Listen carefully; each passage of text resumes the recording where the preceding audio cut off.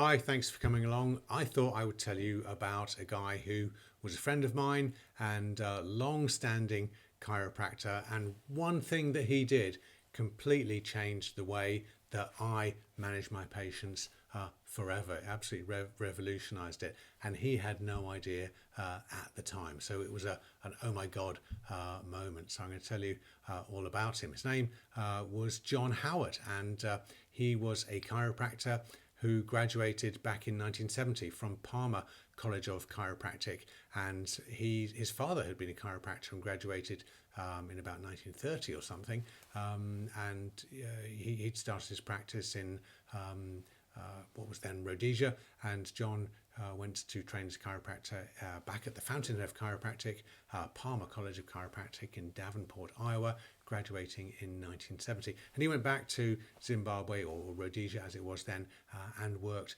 with his father. But politically things changed in Rhodesia. Obviously, Rhodesia turned into Zimbabwe, and that's what brought John to the city of Oxford.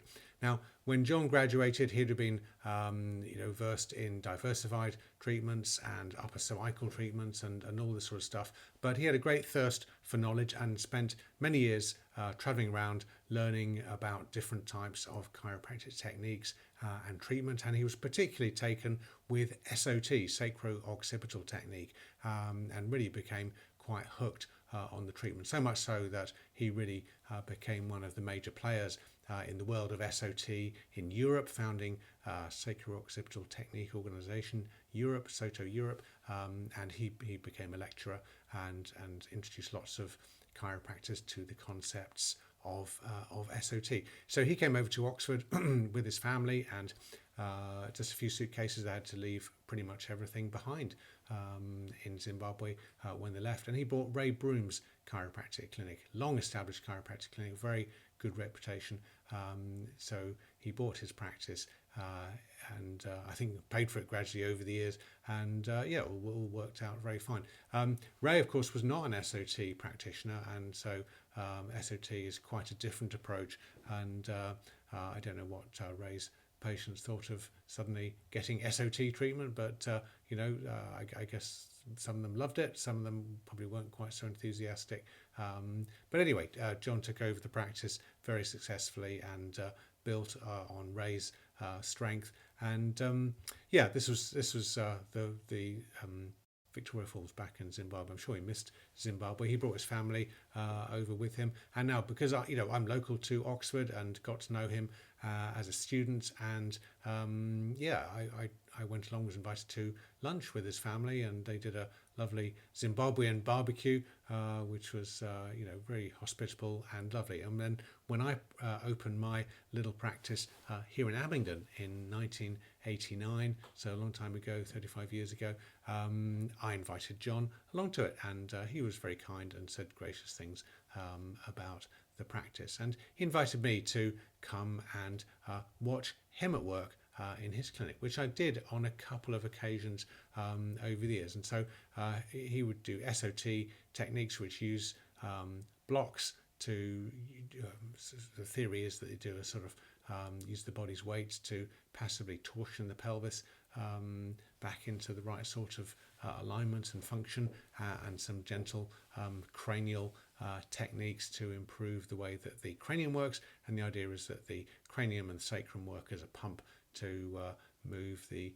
craniosacral fluid, CSF, up and down the spinal cord and around the brain. Now, whether that's true or not, I no idea. I think it's quite a contentious claim, but that's what SOT does. I mean, I was never particularly taken with SOT as far as I'm concerned. It's just another way of looking at the pelvis and describing pelvic instability. But John was very enthusiastic about it being something that will cause all sorts of health changes. But whether it really did or not, I couldn't say. John had loads of certificates on his walls, obviously his chiropractic certificate and his certificates of the various organisations that he was a member of and president of and founder of and lecturer in and so on. It was all very impressive. And he was a big man and a big personality and very yeah, his patients, I think, really hung on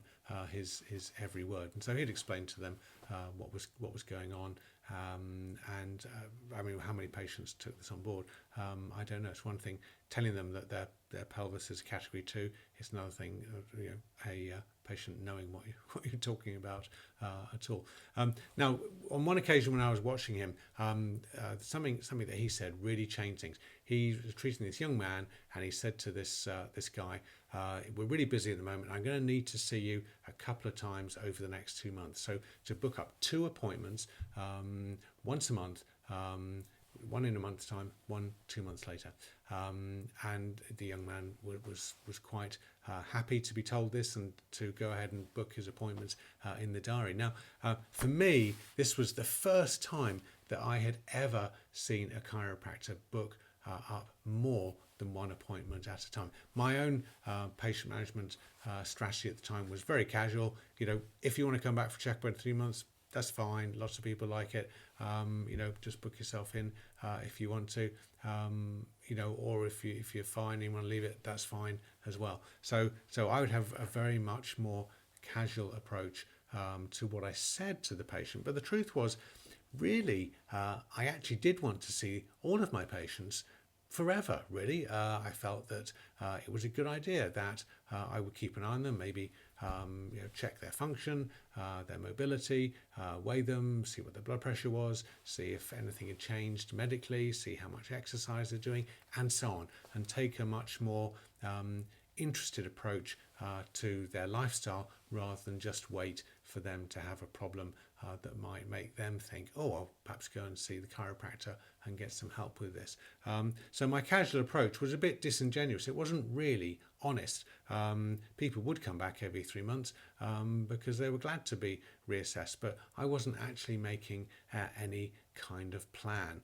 And so I felt that I needed to tell my patients why I would see them. They might have some sort of degenerative condition, maybe in their hip, that I thought would benefit from, periodic mobilization. They may have weight issues that might benefit from some supervision and discussion and chat as we went along.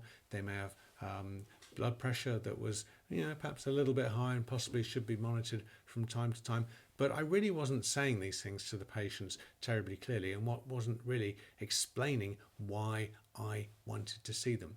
And it wasn't just that. There were patients that I would see who would book themselves in to see me for a treatment session, and they wouldn't necessarily have any symptoms, and it really wasn't clear to me what they were coming for. I didn't know what they wanted to achieve by coming and having treatment with me. So I kind of did what I did last time, which is a bit of a rubbish approach to managing a patient's health. So I wasn't explaining to them what was happening, and I wasn't asking them why they were coming in. So I resolved, having seen John book in this patient for 2 treatments, that I would be much more upfront about my patient management. So I decided to create a form, and I would reassess the patient and come up with the reasons why I wanted to see the patient from time to time and what my goals were. The goals might be to keep the hip mobile and to keep an eye on the blood pressure and to check the patient's weight,